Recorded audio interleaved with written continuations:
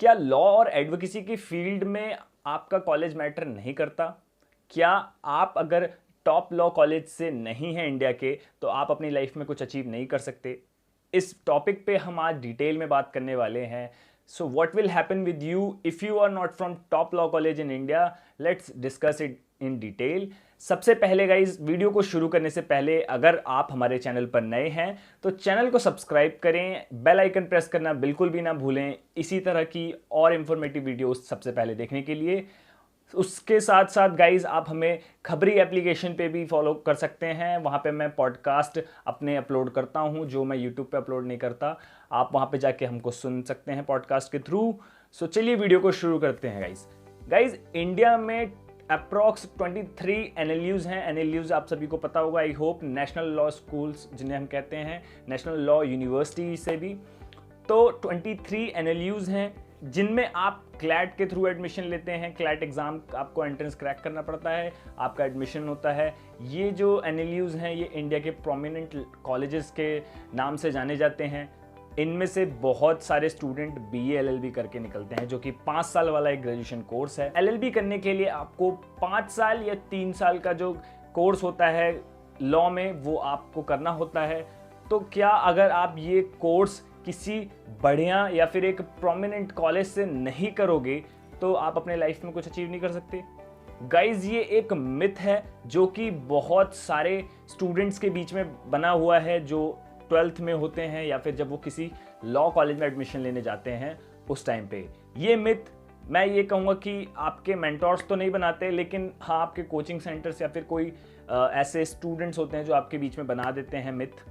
तो गाइज, ये एक मामूली सा मिथ है कि अगर आप टॉप लॉ कॉलेज से नहीं हो तो आप अपनी लाइफ में या फिर लॉ की फील्ड में कुछ अचीव नहीं कर सकते। ऐसा बिल्कुल भी नहीं है।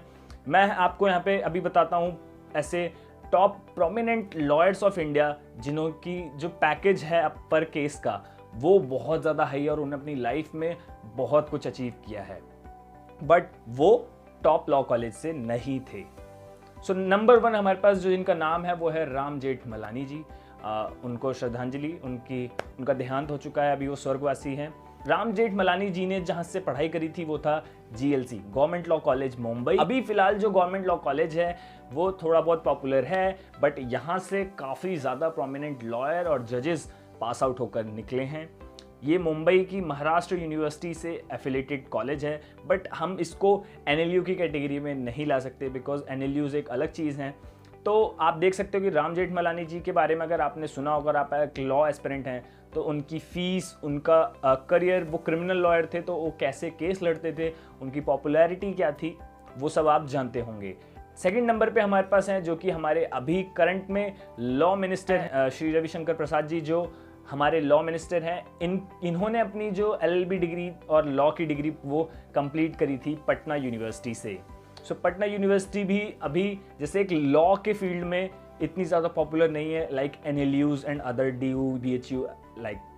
तो आप समझ सकते हैं कि एक हमारी कंट्री के मिनिस्टर, लॉ मिनिस्टर, जो हर चीज़ को लॉ में कंट्रोल करते हैं, लॉ की बिल्स एंड अमेंडमेंट करते हैं, वो मिनिस्टर ही खुद टॉप NLU से नहीं है, बट वो इतनी डेजिग्नेटेड पोस्ट पर बने हुए हैं। तो आप देख सकते हैं। नंबर 3 पे हमारे पास हैं हरीश साल्वे जी। हरीश साल्वे जी के बारे में आपने बहुत कुछ सुना होगा अगर आप एक चार्टर्ड अकाउंटेंट स्टूडेंट हैं या फिर आप एक लॉ स्टूडेंट हैं, क्योंकि वो एक टॉप के चार्टर्ड अकाउंटेंट हैं एज वेल एज टॉप के लॉयर हैं। अभी वो फिलहाल में ब्रिटिश काउंसिल के एडवोकेट हैं, वहाँ की जो क्वीन है लंदन की, उनकी काउंसिल में हैं। उनकी फ़ीस इंडिया में आप सभी को पता होगा कि 20 लाख पर डे जब वो केस हियरिंग के लिए जाते हैं कोर्ट में, सुप्रीम कोर्ट और या हाई कोर्ट्स ऑफ इंडिया, वो ज़्यादातर सुप्रीम कोर्ट के मैटर्स लेते हैं। वो नागपुर यूनिवर्सिटी से पास आउट हैं।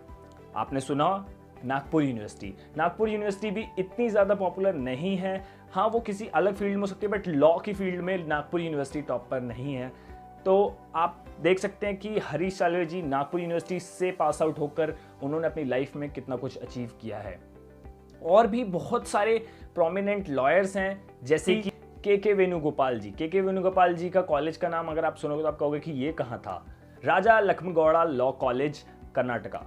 ये लॉ कॉलेज से के वेणुगोपाल जी, जो कि अभी हमारे करंट में अटॉर्नी जनरल ऑफ इंडिया हैं, वो यहाँ से पास आउट हैं। और आप सोच सकते हैं कि इस कॉलेज के बारे में आप फर्स्ट टाइम सुन रहे होंगे शायद, बट अभी वो अटॉर्नी जनरल ऑफ इंडिया हैं यहाँ से पास आउट होने के बाद।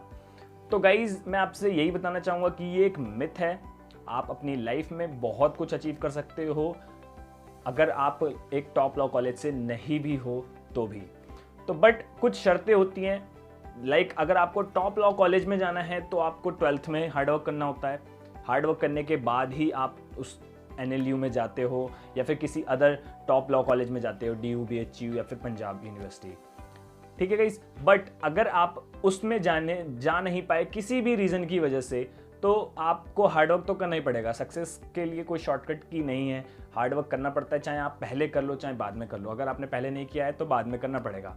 बाद में क्या करना है, अगर आप चाहते हो कि NLUs के जो स्टूडेंट्स हैं उनके बराबरी में आओ तो आपको उनके जितना हार्डवर्क करना होगा। आपको सबसे पहली चीज़ जो करनी है वो आपको जो आपके लॉ के सब्जेक्ट्स हैं उसमें काफ़ी ज़्यादा पकड़ होनी चाहिए। आपको एक अच्छी खासी नॉलेज होनी चाहिए लॉ के फील्ड में, तभी आप उन NLUs के स्टूडेंट्स को टक्कर दे पाओगे और उनसे compete कर पाओगे। Otherwise you will not be able to face them. Then फिर आपको क्या करना है कि जब आप चाहते हो कि आप भी एक अपने लोकल एरिया के जो लॉ कॉलेज है वहाँ से पास आउट होकर एक प्रोमिनेंट लॉयर बन सको या फिर जज बन सको, तो आपके पास होनी चाहिए good command on your language, जो कि आपके लिए बहुत ज़्यादा क्रूशियल होगी आने वाले टाइम में। जब आप अपने करियर के पीक पर होगे तो आपकी लैंग्वेज पे बहुत ज़्यादा पकड़ होनी चाहिए, तभी आप सक्सेसफुल बन पाओगे। नेक्स्ट जो आपको चीज़ करनी है कि कंटिन्यूअस लर्निंग करनी है। आप लॉ एक ऐसा फील्ड है जहाँ पे आपको कंटिन्यूअस पर डे, आप किसी भी एज में हो, चाहे आप बहुत एजड भी हो गए हो, तब भी आपको as a lawyer continuous learning करनी पड़ती है। जिस दिन आपने लर्निंग नहीं करी उस दिन आप कहीं ना कहीं पीछे हो गए थोड़ा सा अदर पर्सनस के कंपैरिजन में।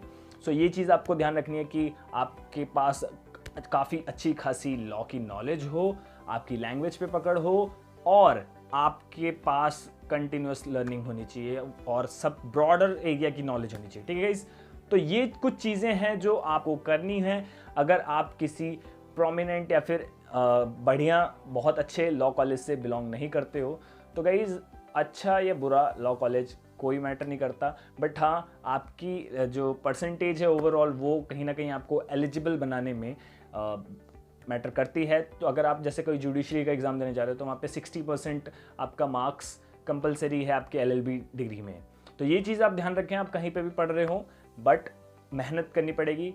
वो चाहे आप अभी कर लो अगर आप 12th के स्टूडेंट हो तो, या फिर आप बाद में कर लो अगर आप ग्रेजुएशन करने के बाद लॉ में एडमिशन लोगे तो। सो आई होप गाइज ये वीडियो आपके लिए हेल्पफुल रही होगी, और अगर ये वीडियो आपको पसंद आई है तो इस वीडियो को लाइक ज़रूर करें और इस वीडियो को अपने दोस्तों के साथ जो भी लॉ के स्टूडेंट हैं या फिर लॉ के एस्पिरेंट हैं उनके साथ शेयर करें। चैनल को सब्सक्राइब कर लीजिए अगर नए हैं तो। Thank you, God bless you all.